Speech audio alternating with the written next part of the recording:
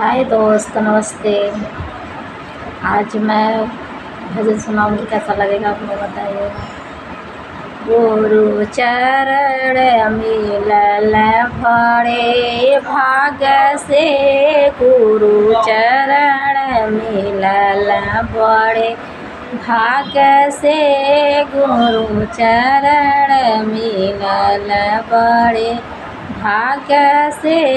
जो हम जनती गुरु घर ही जे आई है, जो हम जनती गुरु घर ही जे आई है।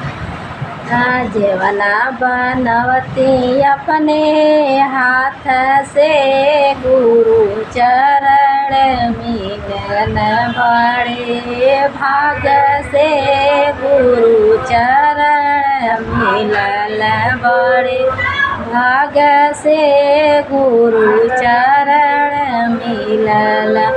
जो हम जनती गुरु घर ही जे आई है राम, जो हम जनती गुरु घर ही जे आई है राम।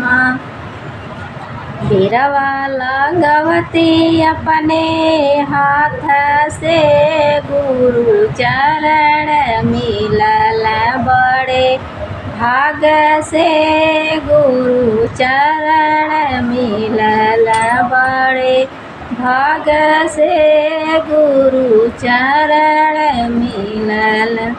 जो हम जनती गुरु घर ही जे आई है राम, जो हम जनती गुरु घर ही जे आई है राम। पनिया भरवती अपने हाथ से, गुरु चरण मिलल बड़े भाग से, गुरु चरण मिलल बड़े भाग से, गुरु चरण मिलल।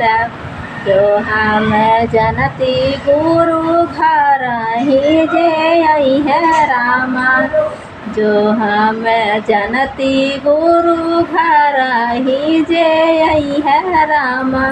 से जिया लगवती अपने हाथ से, गुरु चरण मिलल बड़े भाग से, गुरु चरण मिलल बड़े भाग से, गुरु चरण मिलल।